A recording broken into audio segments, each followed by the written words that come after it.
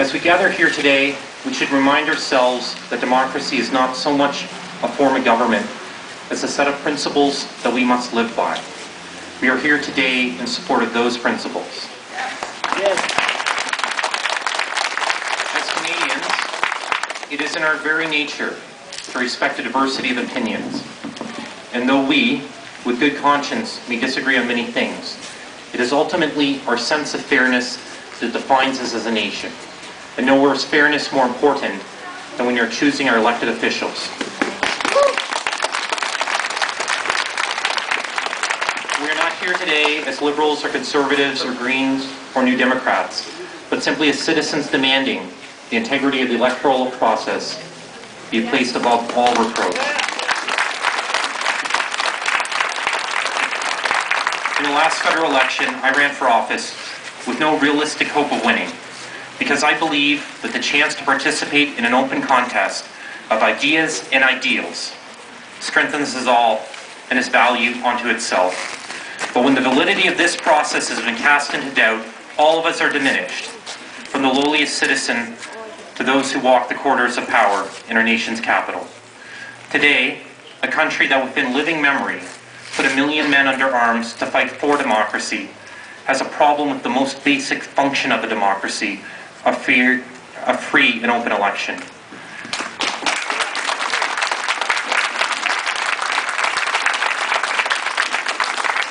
To those who think allegations of voter fraud are no great concern, I ask, how diminished must our democracy be before it becomes worth fighting for?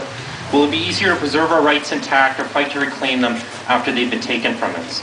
We cannot, in good conscience, leave our children a system of governance less vital and fair than that which has been bequeathed to us.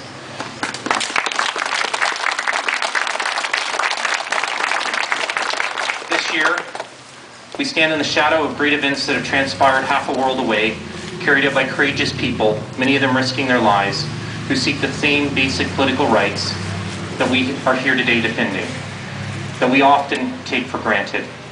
Starting with the protest of a few street vendors in Tunisia, the Arab Spring swept away corrupt and decadent regimes that a few months before seemed as immutable as the pyramids of Egypt. They have drawn their inspiration from our democracy. Let us draw our inspiration from their courage and determination.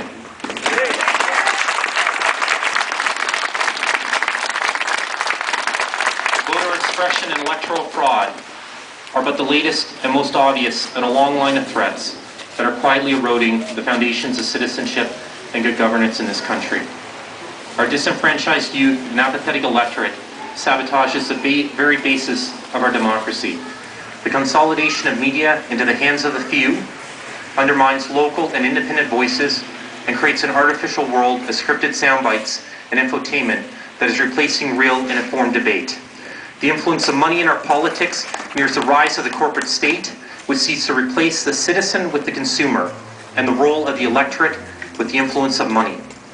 And yet never before has anyone in power become so possessed of their own hubris as to attempt the criminal actions of voter suppression, which has been carried out mostly in the full light of day, in the arrogant assurance that a cowed and distracted electorate had grown immune to corruption and scandal. And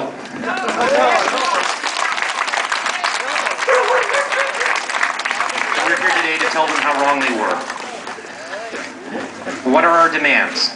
We call for a full and independent judicial inquiry with by-elections held where any reasonable doubt exists that illegal tactics may have affected the outcome of the vote.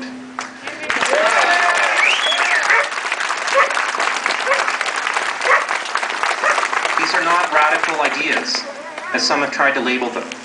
It is simply a call to uphold the rule of law. The radicals are the ones who have tried to seize power by copying the sordid tactics of military juntas and third world dictators, and as it has always been, it is ordinary citizens who stand in quiet opposition. No one is trying to undo the results of an election simply by ensuring that those results are valid.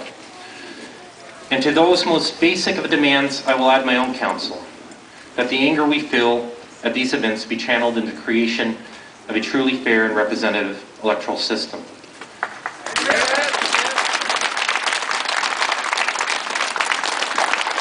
denial of the right to vote of some of our citizens has rightly sparked outrage.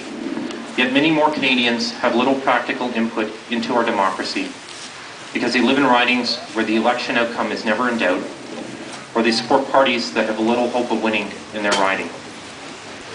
Many of these go on to become the disenfranchised, apathetic minority of the non-voter, whose ranks now outnumber the support of our so-called majority government by 2 to 1. This indifference to the outcome of the electoral process may in the end prove more fatal to our democracy than the most cynical and calculating political fraud. A fair vote system in which every Canadian's ballot weighs equally would immunize us against the worst excesses of voter manipulation and give true meaning to the mantra that every vote counts. There is no force on earth as powerful as an idea whose time has come, and the time for this idea is now.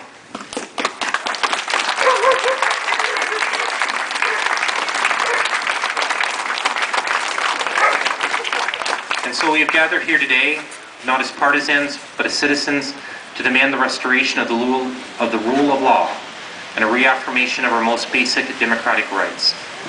We are asking our elected officials, including the Prime Minister, to do the same. We should expect no less than to have the interests of the nation placed above those of partisan politics.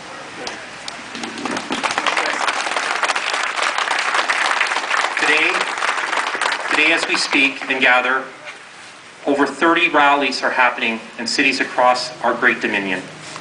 And as we prepare to leave and return to our lives, we must be conscious of the very real danger, however remote and improbable that it may seem today, that our democracy, left undefended and without champions, will wither and die in the desert of citizen disengagement and voter apathy. But let us also find comfort in the knowledge that around the world and throughout history, from ancient Athens to the French Revolution, from Polish solidarity to the Arab Spring, courageous citizens have swept aside kings and oligarchs, dictators and tyrants, to embark on the great human endeavor of self-governance.